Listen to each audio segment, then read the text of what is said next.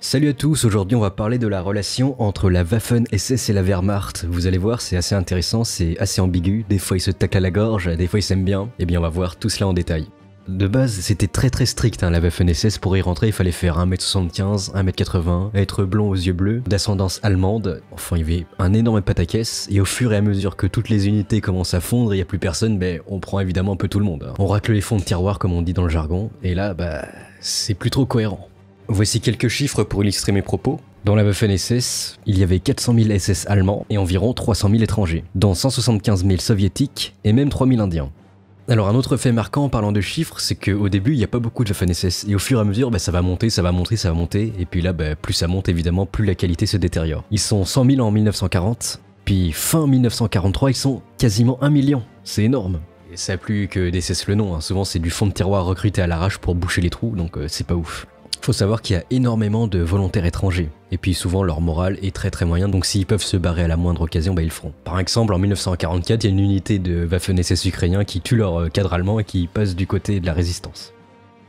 Maintenant on va rentrer dans le sujet, la relation entre la SS et la Wehrmacht. Premier point, la SS suscite la jalousie, surtout avec leur bel uniforme et leur tenue de camouflage révolutionnaire à l'époque. Quand on voyait une tenue de camouflage, souvent c'était un SS. Au début de la guerre, les relations étaient assez tendues entre la Wehrmacht et la SS. La Wehrmacht se prenait pour les héritiers d'un ordre ancien traditionnaliste, et puis en plus, les militaires allemands considéraient même pas les soldats SS comme des professionnels.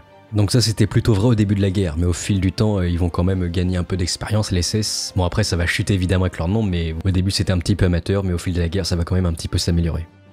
Alors petite anecdote assez marrante, c'est que certaines troupes de la Wehrmacht ont dû en effet dû faire face à certains SS arrogants. Écoutez cet extrait. Pendant la bataille de Normandie, de jeunes Waffen-SS flexent fièrement sur un groupe de soldats de la 232e division de la R. Un sous-officier se dresse alors devant les SS, leur montrant sa vareuse qui témoigne de sa valeur militaire, croix de fer de première et seconde classe, médaille du front de l'Est. Donc c'était pas trop méchant, mais voilà, ça taclait.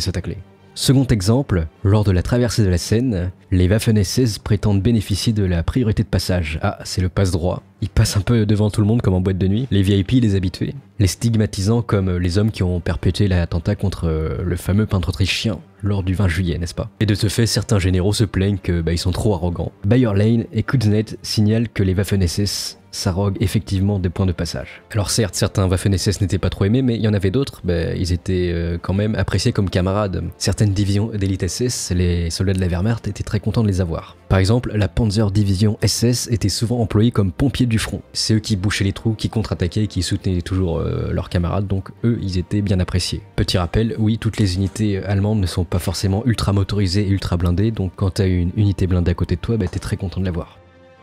On peut aussi noter des liens d'amitié entre certaines formations comme la Gebirgsjäger de l'armée qui ont combattu côte à côte en Finlande, ainsi ils ont gagné un respect mutuel. Vers la fin de la guerre, vers 1943, ça commence à devenir beaucoup plus poreux. Il y a beaucoup d'officiers de la régulière qui passent dans la SS. On peut voir certains officiers de la 12e Panzer SS Hitlerjugend qui font des saluts classiques de l'armée. Parce qu'ils viennent juste de l'armée, ils sont habitués à faire des saluts classiques. Des saluts militaires classiques en gros. Et vers 1944 et 1945, ça fait qu'empirer, 3 généraux SS accèdent au commandant de l'armée de campagne. Évidemment, l'attentat contre Hitler va continuer à accélérer le processus, et au fur et à mesure de l'avancée du conflit, la frontière entre SS et Wehrmacht devient très floue. Par exemple, un Brigadeführer dit en 1944 « Je ne pense pas qu'il y ait la moindre différence entre la SS et l'armée ». Lorsque la guerre s'achève, alors que localement on expérimente une fusion de la conscription entre la SS et l'armée, la Waffen-SS, dont les généraux dirigent des armées entières, est sur le point d'absorber la Wehrmacht. Vous voyez, les deux allaient fusionner en fait. Enfin voilà, quels sont vos avis sur le sujet ? C'est assez intéressant de voir que les deux ont réussi à se mêler.